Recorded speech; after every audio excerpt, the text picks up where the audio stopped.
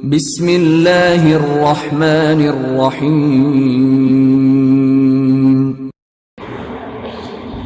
الحمد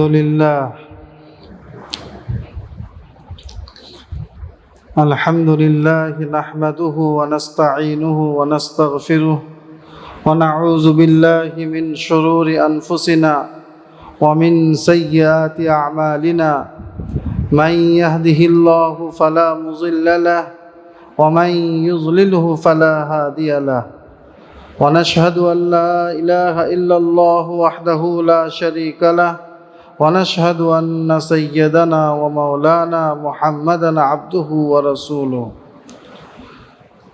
قال الله تبارك وتعالى في كلامه المجيد أعوذ بالله من الشيطان الرجيم بسم الله الرحمن الرحيم إن الذين يكنزون الذهب والفضة ولا ينفقونها في سبيل الله فبشرهم بعذاب أليم وقال النبي صلى الله عليه وسلم لا يؤمن أحدكم حتى أكون أحب إليه من والده وولده والناس أجمعين أو كما قال عليه الصلاة والسلام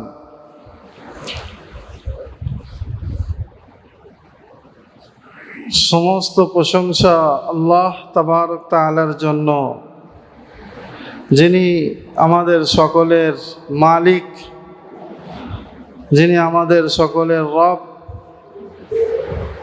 সারা বিশ্বের রব। আলহামদুলিল্লাহ রাব্বিল আলামিন। সমস্ত প্রশংসা সে মহান রবের জন্য, যিনি সমস্ত আলমের রব। আলামিন আল্লাহ তাবারক তাআলা এখানে বহু বচন ব্যবহার করেছেন। আলামুন এক বচন, সিঙ্গুলার নাম্বার, আর আলামিন প্লুরাল নাম্বার। তো আলম এখান থেকে বোঝা যায় যে আমরা যেটাকে দুনিয়া মনে করি, আমরা যেটা দুনিয়া কল্পনা করি, আল্লাহ কিন্তু সেই দুনিয়ার রবের কথা বলেনি। আমাদের চোখের সামনে দুনিয়া বা পৃথিবী যতটুকু আমরা দেখি, এই আকাশ আর এই জমিন আর এর সারাউন্ডিং যতগুলো দেশ রয়েছে, এই সমস্ত সমষ্টিগত মিলিয়ে আমরা ভাবি যে আল্লাহ তাবারক তাআলা এই গোটা দুনিয়ার রব, গোটা দুনিয়ার প্রভু, মালিক। আল্লাহ তাবারক তাআলা বিভিন্ন জায়গায় কোরআনে কারীমের মধ্যে বলেছেন খালাকা সাবআ সামাওয়াতিন তিবাকা। আল্লাহ তাবারক তাআলা 7 আসমানকে তৈরি করেছেন তাহ বেতাহ, পরস্পর পরস্পর। অনুরূপভাবে কোরআনে কারীমের অন্য জায়গায় বলেছেন ওয়াল আরদা মিসলুহুন, জমিন ওই অনুরূপ, অর্থাৎ যেমন 7 আসমান রয়েছে, অনুরূপভাবে 7 তবকা জমিনও রয়েছে। আজকের যুগে বর্তমানে সায়েন্স এবং টেকনোলজি এসে আমাদের জন্য বোঝা অনেক সহজ করে দিয়েছে, আমাদের জন্য অনেক সহজ হয়ে গিয়েছে। আল্লাহর নিয়ামত, আল্লাহর কুদরত, আল্লাহর ক্ষমতা, আল্লাহর তাকত, আল্লাহ কত বড় সায়েন্টিস্ট, সব কিছু আমাদের জন্য বোঝা সহজ হয়ে গিয়েছে। এই পৃথিবীর মধ্যে আমরা আকাশের মধ্যে যে নক্ষত্র রাশিকে আমরা দেখতে পাই, অনুরূপভাবে গ্যালাক্সিজ আমরা দেখি, চন্দ্র সূর্য যা কিছু আমরা দেখি, এগুলো সব এর একটা নিজস্ব জগৎ রয়েছে, এর নিজস্ব কক্ষপথ রয়েছে, নিজস্ব বাসস্থান রয়েছে, নিজস্ব রাস্তা রয়েছে। যদি তার রাস্তা থেকে এক চুল পরিমাণ এদিক ওদিক হয়ে যায়, তাহলে গোটা পৃথিবী তছনছ হয়ে যাবে, ধ্বংস হয়ে যাবে, তাহস নাহস হয়ে যাবে। ওয়াশ-শামসু তাজরি লিমুস্তাকাররিন লাহা, সূর্য তার নিজস্ব কক্ষপথে আবর্তন করে। ওয়াশ-শামসু তাজরি লিমুস্তাকাররিন লাহা, অনুরূপভাবে চাঁদের ব্যাপারে আল্লাহ তাবারক তাআলা কোরআনে কারীমের মধ্যে বলেছেন, ইয়াসআলুনাকা আনিল আহিল্লা, চাঁদের সম্পর্কে তারা জিজ্ঞাসা করে চাঁদ কি জিনিস। আমাদের যতটুকুন কাজে লাগবে, আমাদের যেটা উপকারে আসবে, কোরআনে কারীমে আল্লাহ তাবারক তাআলা সেইটুকুনই বলেছেন যে চাঁদের দ্বারা আমরা খুব সহজে হিসাব রাখতে পারি, আমরা মাসের গণনা করতে পারি। অর্থাৎ আজকে পৃথিবীর মধ্যে যে দুইটি হিসাব প্রচলিত রয়েছে, একটা আপনার খ্রিস্টাব্দ আর একটা হিজরি সন। তো হিজরি সন চাঁদের হিসাবে হয়, আর আমরা মুসলমান আমাদের প্রত্যেকটা ইবাদত, আমাদের মেজর ইবাদত সব কিছু এই চাঁদের সঙ্গে সম্পর্কিত। আমরা রমজান শুরু করব, চাঁদ থেকে শুরু করতে হবে। রমজান শেষ করব, চাঁদ দেখে আমাদের রমজান শেষ করতে হবে। আমরা কুরবানি করব, চাঁদ দেখে আমাদের কুরবানি করতে হবে। অনুরূপ অনেক ইবাদত রয়েছে যেগুলো চাঁদের সঙ্গে সম্পর্ক। আল্লাহ তাবারক তাআলা কোরআনে কারীমের মধ্যে বলেছেন, ইন্নাল্লাহা ইনদাহু ইসনা আশারা শাহরা, আল্লাহর নিকট 12টি মাস রয়েছে। এই 12টি মাস সমস্ত জায়গায় রয়েছে, কিন্তু মাসের তরতিব সাহাবাদের পূর্বে জাহিলিয়াতের যুগে মাসের তরতিব আলাদা ছিল।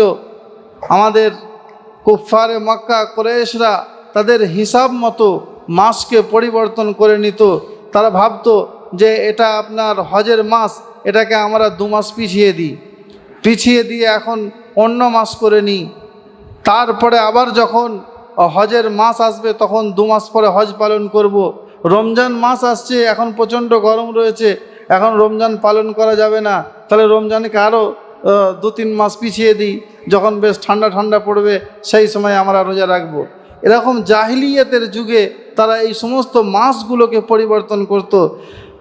শেষ হজে, বিদায় হজে আল্লাহ রসুল সাল্লাল্লাহু আলাইহি ওয়াসাল্লাম অনেকগুলো গুরুত্বপূর্ণ কথা বলেছিলেন। তার মধ্যে এই কথাটা অত্যন্ত গুরুত্বপূর্ণ এবং ফজিলতপূর্ণ যে আজকের দিনে তার দিন, মাস তার নিজস্ব জায়গায় চলে এসছে। এরপর থেকে আর কেউ মাসের আগে পিছু তরতিবকে পরিবর্তন না করে। যে কথা আমি বলছিলাম যে আল্লাহ তাবারক তাআলা সমস্ত নবমণ্ডল, ভূমণ্ডল সব কিছু তৈরি করেছেন। সমস্ত জগতের মালিক, এই পৃথিবীর মালিক, এই আকাশের মালিক, এই জমিনের মালিক। তাহলে প্রশংসা যদি করতেই হয়, তাহলে একমাত্র প্রশংসার অধিকারী হচ্ছে সেই মহান রব্বুল আলামিন। ওই জন্যে আল্লাহ তাবারক তাআলা সূরা ফাতিহার মধ্যে শুরু করলেন, আলহামদুলিল্লাহি রব্বিল আলামিন। সমস্ত প্রশংসা অনেক রকমের হতে পারে। অনেক সময় জবানের দ্বারা প্রশংসা করা হয় যে মানুষটা অনেক ভালো, অনেক দানি, খুব ভালো ব্যবহার। অনেক সময় জবানের দ্বারাই হয় না, ইশারাতে প্রশংসা করা হয়। অনেক সময় ইশারাই করা হয় না, কাজের দ্বারাই করা হয়। তার পিছনে এমন কাজ করা হয় তার প্রশংসা বুঝতে পারা যায়। তো প্রশংসার যত রকম ভাগ রয়েছে, যত রকম ক্যাটাগরিজ রয়েছে, যত রকম এর বিভাগ রয়েছে, সমস্ত প্রশংসার অধিকারী কে? আল্লাহ। তাই সকলে একবার ভালো করে বলুন আলহামদুলিল্লাহ। তো সমস্ত প্রশংসা আল্লাহ তাবারক তাআলার জন্য, যিনি আজকে আমাদের সকলকে এই মসজিদে আয়েশার মধ্যে নিয়ে এসেছেন এবং তার একটি বড় হুকুম নামাজের মধ্যে থেকে বলা হয়েছে জুমার নামাজ সৈয়দুল আইয়াম, দিনের মধ্যে থেকে সবচেয়ে সেরা দিন এবং সেরা মাস বলতে পারেন পবিত্র রমজান মাস। এই রমজান মাসের প্রথম রোজায় আমরা সবাই আসতে পেরেছি। এই আশাটা আল্লাহ তাবারক তাআলার অনেক বড় রহমত আমাদের ওপর। এই আশাটা আমাদের জন্য আল্লাহ তরফ থেকে আমাদেরকে তৌফিক দেওয়া হয়েছে, সুযোগ করে দেওয়া হয়েছে। আমরা যদি আমাদের আশেপাশের কথা একটু চিন্তা ভাবনা করি, আমাদের আত্মীয় স্বজন, পাড়া প্রতিবেশী, পরিচয় পরিচিতি, যে কোনো মানুষের দিকে আমরা চিন্তা ভাবনা করি, দেখতে পাবো যে আল্লাহ তাবারক তাআলা আমাকে সুস্থ সবল রেখেছেন। আমারই কোনো ভাই, আমারই কোনো পরিচিত, সে আজকে অসুস্থতার জন্য মসজিদে আসতে পারেনি, তার শরীর খারাপ, হসপিটালে ভর্তি রয়েছে, কেউ নার্সিংহোমে রয়েছে, কেউ ব্যবসায় এমন মশগুল হয়ে গিয়েছে যে সে এই ভালো কাজ থেকে সে দূরে সরে যাচ্ছে। তো নেক কাজে ধাবিত হওয়া, নেক কাজে আসা, এটা সবচেয়ে বড় আলামত যে আল্লাহ আমাকে পছন্দ করে, আল্লাহ আমাকে ভালোবাসে, আল্লাহ আমাকে আসার তৌফিক দান করেছে। আল্লাহ তাবারক তাআলা মসজিদে আসার আমাকে সুযোগ করিয়ে দিয়েছে। তো আল্লাহ তাবারক তাআলার অশেষ মেহেরবানি যে আল্লাহ তাবারক তাআলা এই পবিত্র জুমার দিনে আমাদেরকে মসজিদে আসার তৌফিক দান করেছেন। বলুন আলহামদুলিল্লাহ। আজকে আমি হাদিস থেকে একটি হাদিস পড়েছি, যেখানে আল্লাহ রসুল সাল্লাল্লাহু আলাইহি ওয়াসাল্লাম বলছেন যে দুনিয়ার মানুষ, তাদের কাছে তাদের রোল মডেল, তাদের প্রিয় বহু মানুষ হয়ে থাকে। আজকে নায়ক নায়িকাদেরকে মানুষ পছন্দ করে, তাদের আদর্শে আদর্শিত হয়। কেউ বিভিন্ন ক্রিকেট খেলোয়াড়, তাদেরকে পছন্দ করে, তাদের যে স্টাইল সেটা নিজের মধ্যে নিয়ে আসার চেষ্টা করে। আল্লাহ রসুল সাল্লাল্লাহু আলাইহি ওয়াসাল্লাম বলছেন যে দেখো, লা ইউমিনু আহাদুকুম, তোমরা কোনো সময় খাঁটি মুমিন হতে পারবে না, তোমরা কোনো সময় পরিপূর্ণ কামিল ইমানদার হতে পারবে না। লা ইউমিনু আহাদুকুম হাত্তা আকুনা আহাব্বা ইলাইহি মিন ওয়ালিদিহি ওয়া ওয়ালাদিহি ওয়ান নাসি আজমাইন, যতক্ষণ পর্যন্ত আমি রসুলুল্লাহ, আমি আল্লাহ রসুল মুহাম্মদ সাল্লাল্লাহু আলাইহি ওয়াসাল্লাম তোমাদের কাছে সবচেয়ে প্রিয় মাহবুব না হয়, অর্থাৎ আমাদের কাছে সবচেয়ে প্রিয় মানুষ, আমার সবচেয়ে পছন্দনীয় মানুষ, আমার আইডিয়াল, আমি যাকে ফলো করি সে হবে রসুলে পাক সাল্লাল্লাহু আলাইহি ওয়াসাল্লাম। অনেকে আমরা বলবো যে আমাদের পিতাকে আমরা ভালোবাসি, আমাদের সন্তানকে আমরা ভালোবাসি, আমাদের স্ত্রীদেরকে আমরা ভালোবাসি, আমাদের অমুককে আমরা ভালোবাসি। ভালোবাসতে পারেন, অবশ্যই ভালোবাসার কথা বলা রয়েছে, কিন্তু আল্লাহ রসুলের যে ভালোবাসা, আল্লাহ রসুলের যে মোহাব্বত, আল্লাহ রসুলের যে হামিয়াত, এটা সবচেয়ে ওপরে, সর্বপ্রথম এই ভালোবাসা থাকবে। তাই আল্লাহ রসুল সাল্লাল্লাহু আলাইহি ওয়াসাল্লাম বললেন, হাত্তা আকুনা আহাব্বা ইলাইহি, আমি যতক্ষণ পর্যন্ত সবচেয়ে মাহবুব না হয়, মিন ওয়ালিদিহি, তার পিতার থেকে, ওয়া ওয়ালাদিহি, তার সন্তানের থেকে, ওয়ান নাসি আজমাইন, এবং সমস্ত মানুষের থেকে। অর্থাৎ আমাদের কাছে আমাদের প্রথম আদর্শ হচ্ছে আল্লাহ রসুল সাল্লাল্লাহু আলাইহি ওয়াসাল্লাম। আল্লাহ তাবারক তাআলা কোরআনে করিমের মধ্যে আল্লাহ রসুল সম্পর্কে বিভিন্ন জায়গায় বিভিন্ন রকমভাবে বলেছেন, লাকাদ কানা লাকুম ফি রাসূলিল্লাহ উসওয়াতুন হাসানা, তোমাদের জন্য তোমাদের রসুলের পুরো জীবনীতে অর্থাৎ আল্লাহ রসুলের প্রত্যেকটা কথা বলা, প্রত্যেকটা কাজ, প্রত্যেকটা কথা সমস্ত মানুষের জন্য আদর্শ। অর্থাৎ আমরা যদি সেই আদর্শকে আমরা ফলো করি তাহলে আমরা সফল কাম, আমরা কামিয়াব। আল্লাহ রসুল সাল্লাল্লাহু আলাইহি ওয়াসাল্লামের কাজ বিভিন্ন রকম ছিল, কিন্তু আমরা যদি এইভাবে বিচার করি যে আল্লাহ রসুল সাল্লাল্লাহু আলাইহি ওয়াসাল্লাম সেই সময় যেই কারণে, যেই পরিস্থিতিতে যে কাজ করেছেন সেইটা আমাদের জন্য আদর্শ। আর অনেক এমন কাজ রয়েছে যেগুলো আল্লাহ রসুল সাল্লাল্লাহু আলাইহি ওয়াসাল্লাম করে গিয়েছেন, কিন্তু তার উম্মতকে সেটা করার আদেশ করেননি, সেটা খাস আল্লাহ রসুল সাল্লাল্লাহু আলাইহি ওয়াসাল্লামের জন্য ছিল। তো আমরা এইখানে প্রশ্ন করব না যে আল্লাহ রসুল সাল্লাল্লাহু আলাইহি ওয়াসাল্লাম এমন অনেক কাজ করেছে যেগুলো আমাদের জন্য করা চলেনি, তাহলে সেখানেও কি আদর্শ?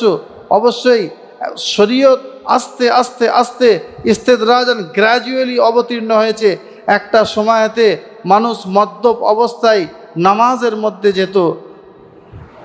আল্লাহ তাবারক তাআলা কোরআনে কারীমের মধ্যে বললেন, ওয়ালা তাকরাবুস সালাহ ওয়া আনতুম সুকারা, যখন তোমরা মদ্যপ অবস্থায় থাকবে তখন তোমরা নামাজের দিকে ধাবিত হয়েও না। সেই সময় মদ পান করার সম্পূর্ণ হুরমত, যে মদ পান করা হারাম, এই বিধান সেই সময় আসেনি। আস্তে আস্তে মানুষের দিলকে পরিবর্তন করেছে, আস্তে আস্তে পরিপূর্ণ বিধান এসেছে। তো আল্লাহ রসুল সাল্লাল্লাহু আলাইহি ওয়াসাল্লামের জীবনের মধ্যে এমন অনেক কিছু আমাল রয়েছে যেগুলো হয়তো আমরা ফলো করলে অনেক জায়গায় প্রশ্ন আসবে, কিন্তু একটা কথা আমরা মাথায় রাখি, আল্লাহ রসুলের যে কওল, আল্লাহ রসুলের যে বাণী, আল্লাহ রসুলের যে কথা, সব জায়গায় সর্ব অবস্থায় এখানে আমল করা চলে, এখানে সব জায়গায় মেনে চলা চলে। আল্লাহ রসুলের যে কওল হয় এটা অনেক মজবুত হয়। আল্লাহ রসুল সাল্লাল্লাহু আলাইহি ওয়াসাল্লাম এই হাদিসের মধ্যে বললেন, লা ইউমিনু আহাদুকুম, এটা আল্লাহ রসুলের কোনো আমল নয়, আল্লাহ রসুলের কওল। লা ইউমিনু আহাদুকুম, অনুরূপভাবে হাজার হাজার লক্ষ লক্ষ আল্লাহ রসুলের কওলি হাদিস রয়েছে, যে সমস্ত হাদিসের মধ্যে যদি আমরা তাকে ফলো করি, যদি আমরা সেগুলো মেনে চলি, তাহলে আমাদের জন্য সেগুলো আদর্শ, আমাদের জন্য হেদায়েতের জারিয়া, আমাদের জন্য পথ প্রদর্শক। তো আল্লাহ রসুল সাল্লাল্লাহু আলাইহি ওয়াসাল্লাম পৃথিবীতে যখন এসেছিলেন, আসার পর প্রথম উনি মানুষের অন্তরের ওপরে মেহনত করেছিলেন, মানুষের কলবের ওপর মেহনত করেছিলেন, মানুষের দিলের ওপর মেহনত করেছিলেন। প্রত্যেকটা মানুষ যদি ভিতর থেকে পরিবর্তন হয়, তারপরে তার বাহ্যিক আমাল, তারপরে তার সমস্ত কিছু পরিবর্তন হবে। মানুষ যদি দিলের মধ্যে হাজার রকম সব কলুষিত, সব বাদামাল, সব কিছু দিলের মধ্যে পুষে রাখে, তাহলে তার আজায় জওয়াহির, তার বাহ্যিক যে সমস্ত কাজগুলো রয়েছে সেগুলো হয়তো পরিবর্তন হলেও মানুষকে দেখানোর জন্য হতে পারে, তার মধ্যে কোনো খুলুসিয়াত থাকবে না, তার মধ্যে কোনো লিল্লাহিয়াত থাকবে না। তো আল্লাহ রসুল সাল্লাল্লাহু আলাইহি ওয়াসাল্লাম মক্কার জীবনে আসার পর মানুষের দিলের উপরে মেহনত করলেন, সেখান থেকে একটা জামাত তৈরি হলো, আর সেই জামাতের নাম হচ্ছে সাহাবায়ে কেরাম রিজওয়ানুল্লাহ তাআলা আলাইহিম আজমাইন। সেই জামাতকে তৈরি করার পর আল্লাহ তাবারক তাআলা বিভিন্ন বিধান, বিভিন্ন আদেশ, বিভিন্ন বাণী মানুষের ওপর অবতীর্ণ করতে লাগলেন, এবং সাহাবায়ে কেরামদের ওপরে আল্লাহ তাবারক তাআলা ফোর্সফুলি একসঙ্গে একভাবে কোনো আমলের কথা বলেনি। আল্লাহ রসুল সাল্লাল্লাহু আলাইহি ওয়াসাল্লাম যে কোনো আমলের কথা সাহাবাদেরকে যখন তারগীব দিতেন, তখন নিজে করে দেখাতেন, নিজে আমল করতেন সাহাবায়ে কেরাম রিজওয়ানুল্লাহ তাআলা আলাইহিম আজমাইন। তারপরে আল্লাহ রসুল সাল্লাল্লাহু আলাইহি ওয়াসাল্লামকে ফলো করতেন। আজকে তারাবির নামাজ আমরা পড়ি, তারাবির নামাজ আল্লাহ রসুল সাল্লাল্লাহু আলাইহি ওয়াসাল্লাম নিজের জীবদ্দশায় তারাবির নামাজ পড়েছেন। আল্লাহ রসুল সাল্লাল্লাহু আলাইহি ওয়াসাল্লাম তারাবির নামাজ পড়েছেন। তো প্রথম যখন তারাবির নামাজ উনি মসজিদে গিয়ে একা একা তারাবির নামাজ পড়তে আরম্ভ করলেন, কোনো সাহাবাদেরকে কোনো হুকুম দেয়নি যে আপনারা আসুন, তোমরা এসো আমার সঙ্গে নামাজ পড়বে। তো পুরো মসজিদ ভরে গিয়েছে না বলায়, সাহাবাদের চাহিদা। তো আল্লাহ রসুল সাল্লাল্লাহু আলাইহি ওয়াসাল্লাম এই সাহাবাদের চাহিদা, তাদের মনের আশা এবং আল্লাহ রসুলেরও মনের ইচ্ছা, এইভাবে আল্লাহ রসুল সাল্লাল্লাহু আলাইহি ওয়াসাল্লাম বেশ কিছুদিন তারাবির নামাজ পড়লেন। আর তারপরে ভাবলেন, যদি এরকম মানুষের শখ থাকে আর আমিও পড়তে থাকি, তাহলে আল্লাহর তরফ থেকে এটাকে ফরজ করে দেওয়া হবে। আর যদি ফরজ করে দেওয়া যায়, আর সেইখানে যদি কোতাহি হয়, আর সেইখানে যদি আমাদের কোনো রকম গাফিলতি হয়, তাহলে বিশাল বড় গুনার মধ্যে আমরা লিপ্ত হয়ে যাব। যেমন সারা দিনে মাত্র 5 ওয়াক্ত নামাজ ফরজ, মাত্র 5 ওয়াক্ত নামাজ ফরজ, কোনো সময় 2 রাকাত, কোনো সময় 3 রাকাত, কোনো সময় 4 রাকাত, এর থেকে বেশি নয়। আমরা মনে দিলে হাত রেখে বলি যে আমরা মুসলমানদের মধ্যে কত পার্সেন্ট মানুষ এই নামাজটা পাবন্দির সঙ্গে পড়ি, আমরা পড়তে পারি না। আমরা দুর্বল, আমরা কমজোর। তো তারাবির নামাজ আল্লাহ রসুল সাল্লাল্লাহু আলাইহি ওয়াসাল্লাম সেই সময় বুঝেছিলেন যে যদি আমার এই রকমভাবে এই আমল চলতে থাকে, তাহলে আল্লাহর তরফ থেকে এটা ফরজ করে দেওয়া হতে পারে, আল্লাহর তরফ থেকে এটাকে অপরিহার্য করে দেওয়া হতে পারে। আল্লাহ রসুল সাল্লাল্লাহু আলাইহি ওয়াসাল্লাম ওটা স্টপ করলেন। তো হযরত উমরে ফারুক রাদিয়াল্লাহু তাআলা আনহু পরে এই তারাবির নামাজ শুরু করলেন। এবং এখন আমাদের কাছে এটাই মসলা যে তারাবির নামাজ হচ্ছে সুন্নতে মুআক্কাদা। যদি আমরা না পড়ি অবশ্যই গুনাহ হবে, কিন্তু এর পাবন্দি করতেই হবে। আল্লাহ রসুল সাল্লাল্লাহু আলাইহি ওয়াসাল্লাম হাদিসের মধ্যে বলেছেন, আলাইকুম বিসুন্নতি ওয়া সুন্নাতিল খুলাফাইর রাশিদিন, তোমাদের ওপরে জরুরি যে তোমরা আমার আদর্শকে মেনে চলো, আমার সুন্নতকে মেনে চলো, আমার কথাকে মেনে চলো। ওয়া সুন্নাতিল খুলাফাইর রাশিদিন, এবং যারা খুলাফায়ে রাশিদ রয়েছেন, যে চার খলিফা হযরত আবু বকর, হযরত উসমান গনি, হযরত উমর ফারুক, হযরত আলী রাদিয়াল্লাহু তাআলা আনহুম, এই খুলাফায়ে রাশিদিন, এদের যে সুন্নত, এদের যে আদর্শ, এটাকেও তোমরা ফলো করো, এটাকেও তোমরা মেনে চলো, তাহলে তোমরা সঠিক পথ পেয়ে যাবে। তো আল্লাহ রসুল সাল্লাল্লাহু আলাইহি ওয়াসাল্লাম গোটা মানুষের জন্য আদর্শ স্বরূপ এসেছিলেন। বর্তমানে আমরা এই মসজিদে আয়েশায় যে জাকাতের জন্য বিভিন্ন মাদ্রাসা থেকে উলামায়ে কেরামরা আসেন, আপনারা সুন্দর সিস্টেম করে রেখেছেন। আল্লাহ তাবারক তাআলা আপনাদের সকলকে এর উত্তম বদলা এবং জাযা দিক, যে উলামাদেরকে আপনারা সম্মান করে প্রত্যেকটা বাড়ি বাড়ি না ঘুরে যে মসজিদে সুন্দর একটা সিস্টেমেটিক যে ব্যবস্থা করে রেখেছেন, এটা খুব ভালো। আমাদের ভাই বলছিলেন যে জাকাতের অর্থ কিভাবে ইউটিলাইজ করা যায়, জাকাতের মুস্তাহিক কারা, জাকাত কাদেরকে দেওয়া যাবে, এই সমস্ত যে তথ্য, এগুলো আমাদের যারা আমরা জাকাত দিই অবশ্যই আমাদেরকে এগুলো জেনে রাখা দরকার। আমাদের যে জাকাত, এটা একটা মালি ইবাদত। যেমন আপনি নামাজ পড়েন, নামাজটা হচ্ছে আপনার শারীরিক ইবাদত, জিসমানি ইবাদত। অনুরূপভাবে আপনি যে উপার্জন করছেন আপনার শ্রম দিয়ে, কষ্ট দিয়ে, এই যে টাকা আপনি আনছেন আপনার জন্য, ছেলের জন্য, পরিবারের জন্য, এই উপার্জিত অর্থ, এরও একটা ইবাদত রয়েছে। সেই ইবাদতের নাম হচ্ছে জাকাত। জাকাতকে অ্যাকচুয়ালি আল্লাহ তাবারক তাআলা ফরজ করেছেন। এর মূল উদ্দেশ্য হলো মুসলমানদের মধ্যে থেকে গরিবি দূর করে দেওয়া।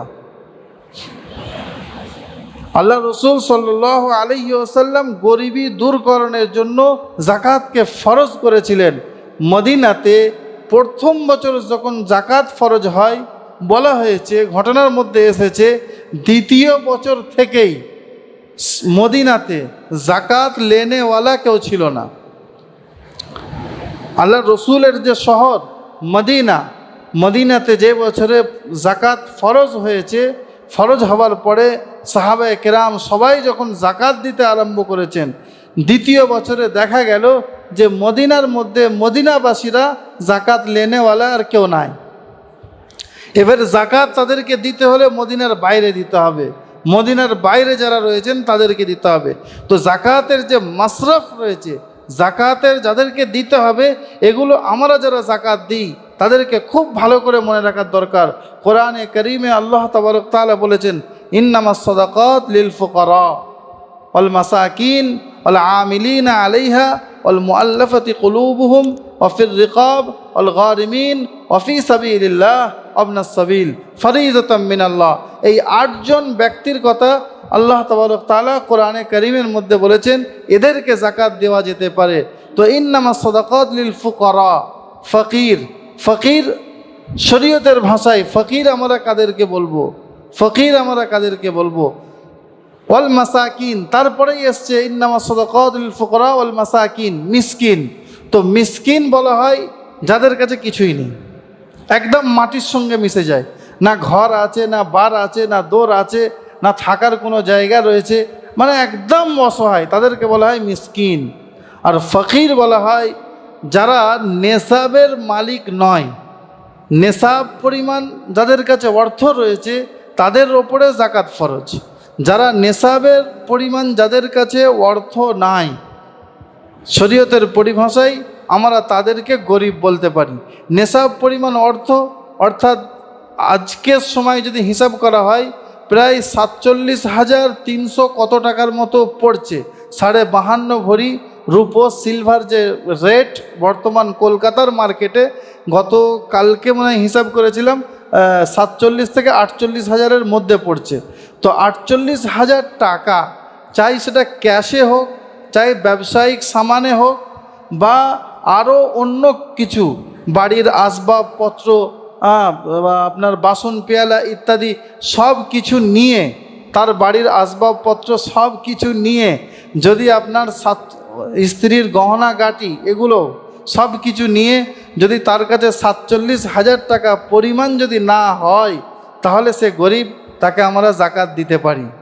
বর্তমানে আমার তো মনে হয় যে সত্যিকারের যদি আমাদের নিজের অন্তরের ওপরে হাত রেখে আমরা বলি যে আল্লাহ তাবারক তাআলা মুসলমানদের মধ্যে থেকে প্রায় বেশিরভাগ গরিবই দূর করে দিয়েছে। এমন কোনো মুসলমান বাড়ি পাওয়া যাবে না যার সমস্ত কিছু হিসাব করার পরে সে 47,000 টাকা তার বাড়িতে হবে না। 47,000 টাকা প্রায় সকলের বাড়িতেই হবে। তো নেশাব পরিমাণ মাল যাদের কাছে থাকবে না তারা হচ্ছে ফকির, তাদেরকে আপনার জাকাতের অর্থ আপনি দিতে পারেন, তারা হকদার। তো ইন্নামাস সাদাকাতু লিল ফুকারা ওয়াল মাসাকিন ওয়াল আমিলিনা আলাইহা, এইটা ওয়াল আমিলিনা আলাইহা, যারা জাকাতকে আল্লাহ রসুলের সাল্লাল্লাহু আলাইহি ওয়াসাল্লামের যুগে জাকাত উসুল করার জন্য, জাকাতকে মানুষের থেকে নেওয়ার জন্য যারা যেতেন, তাদের যে বেতন, তাদের যে উজরত, তাদের যে পারিশ্রমিক, ওটা জাকাতের অর্থ থেকেই দিতেন। তো আল আমিলিনা আলাইহা কোরআনের মধ্যে রয়েছে। তো এই যে মাসরাফ, এটাকে বলা হয়েছে এই সময়তে এখন আমাদের ভারতবর্ষে অন্তত নাই, কারণ কোনো আমির শরীয়তের তরফ থেকে কোনো আমিল মুকারর করা হয় না, যাকে এক একটা এরিয়ার জন্য জাকাত উসুল করার জন্য পাঠানো হয়। এটা আমির শরীয়তের কাজ, যিনি জাকাত উসুল করার জন্য বিভিন্ন জায়গায় পাঠাবে। সাহাবাদের যুগে সেই সময় ছাগল থাকতো, সাহাবাদের উট থাকতো। তো উটের একটা হিসাব রয়েছে যে 5টা উটের ওপরে এই জিনিসটা ওয়াজিব, 25টা উট থাকলে এই এত বছরের একটা উটের ওয়াজিব, এতগুলো ছাগল থাকলে এতগুলো ছাগল ওয়াজিব, এর একটা পরিপূর্ণ হিসাব রয়েছে।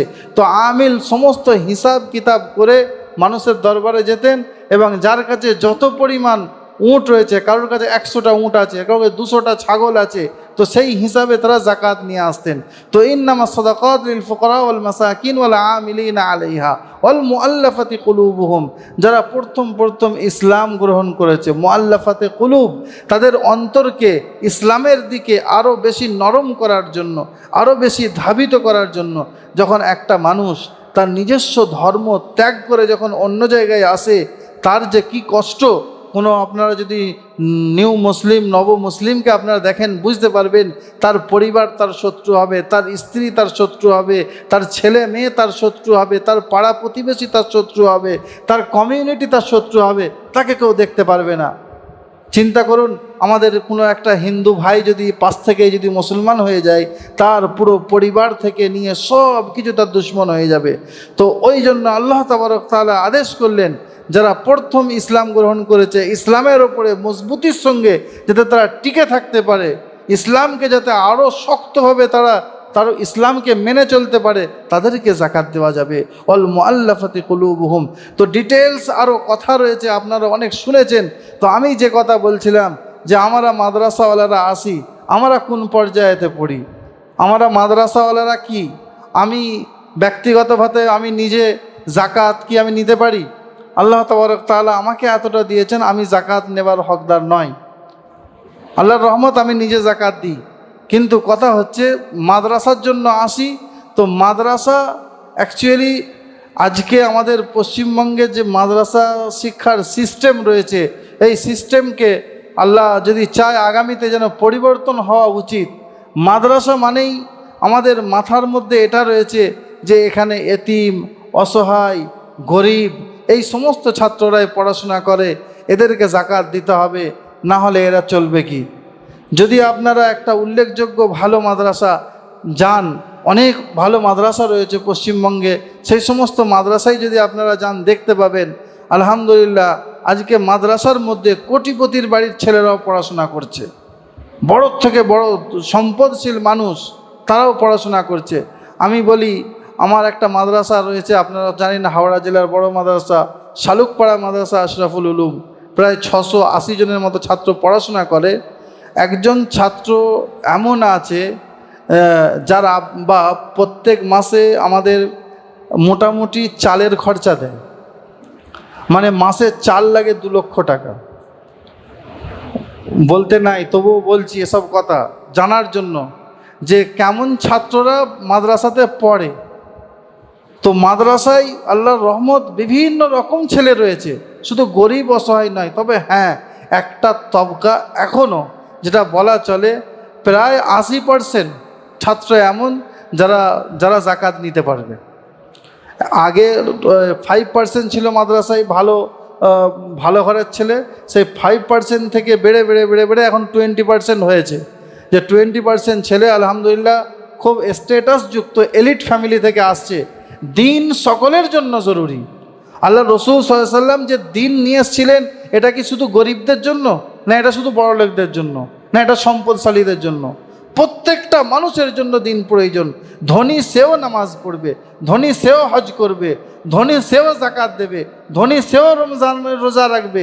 তাহলে এর বিধান তো জানতে হবে, যাকাত কিভাবে দিতে হয়, হজ কিভাবে করতে হয়, রোজার মধ্যে ফরজ কতগুলো রয়েছে, কি কি কারণে রোজা ভেঙে যায়। তাহলে দিন শিখতে হবে, চাই সে ধনী হোক কিংবা গরিব, সে যে স্তরের মানুষ হোক না কেন। আল্লাহ রসুল সাল্লাল্লাহু আলাইহি ওয়াসাল্লাম যে দিন নিয়ে এসেছিলেন, এটা সকলের জন্য প্রয়োজন, irrespective of caste, creed and colour. সাদার জন্য প্রয়োজন, কালোর জন্য প্রয়োজন নয়, ধনীর জন্য প্রয়োজন না, এটা ভুল। তো মাদ্রাসার মধ্যে আলহামদুলিল্লাহ এখন উভয় সংখ্যকই ছাত্র রয়েছে, গরিবও রয়েছে, ধনীও রয়েছে। তো মাদ্রাসাওয়ালারা আপনাদের জাকাতকে নিয়ে যাবার পরে আপনাদের দেখা উচিত, আপনাদের জানা উচিত যে আমাদের জাকাতের এটা মাদ্রাসায় কিভাবে ইউটিলাইজ করে, কিভাবে ব্যবহার করে আমাদের জাকাতের অর্থ। আপনারা খোঁজ নেন, যে মাদ্রাসায় আপনারা জাকাত দেন, আপনারা যদি 100 টাকাও দেন, আপনারা খোঁজ নেন আমাদের জাকাতের আপনাদের ব্যয় কিভাবে হয়, জাকাত আপনারা কিভাবে খরচা করেন। তো উমুমিভাবে সাধারণত মাদ্রাসায় একটা আপনার হিলার সিস্টেম আছে। হিলা অর্থ হচ্ছে, একটা হাদিস থেকে হিলাটা প্রমাণিত। আল্লাহ রসুল সাল্লাল্লাহু আলাইহি ওয়াসাল্লাম বাড়িতে দেখলেন যে মাংস রান্না হচ্ছে, ভালো মাংস রান্না হচ্ছে আর সুন্দর সুগন্ধি আসছে।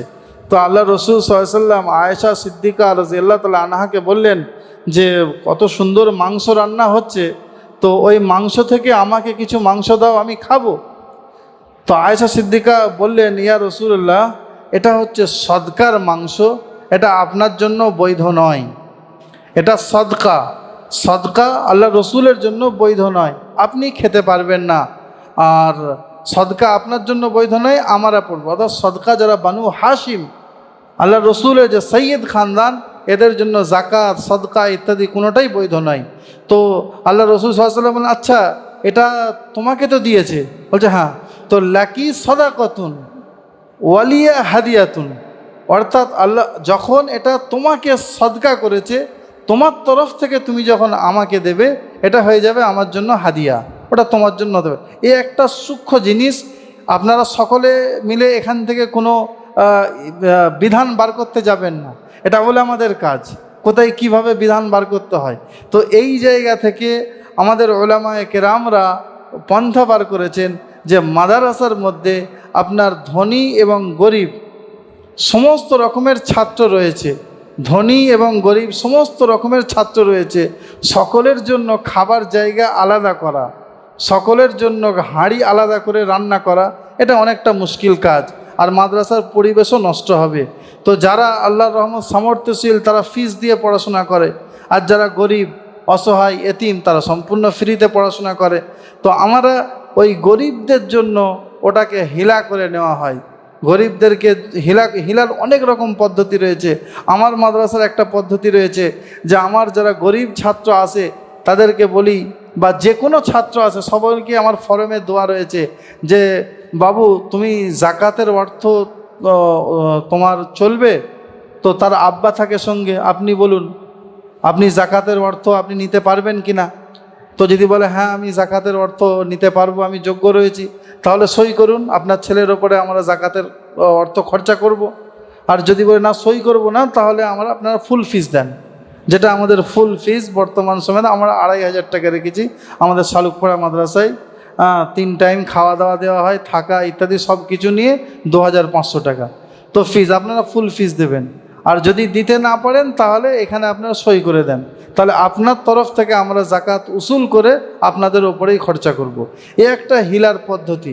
অনুরূপভাবে আরও এটা দারুল উলুম দেওবন্দের পদ্ধতি। দারুল উলুম দেওবন্দে মাদ্রাসায় ওই ফর্মে আপনার সই করিয়ে নেওয়া হয়। আর কেউ যদি ফর্মে সই করতে না চায় তাহলে তাকে কিতাব থেকে নিয়ে, বই থেকে নিয়ে, খাওয়া থেকে নিয়ে, কামরা থাকা থেকে নিয়ে সব নিজেকে ব্যবস্থা করতে হবে। না হয় দারুল উলুম দেওবন্দকে ফিস দিতে হবে, আপনার সেখানে ফিস দিয়ে আপনাকে থাকতে হবে। তো যে কথা বলছিলাম, আল্লাহ রসুল সাল্লাল্লাহু আলাইহি ওয়াসাল্লাম জাকাতের যে সিস্টেম করে দিয়ে গিয়েছে আমাদের মুসলমানদের অর্থনৈতিক যে পরিস্থিতি, এই পরিস্থিতি যাতে ঠিক হয়ে যায়।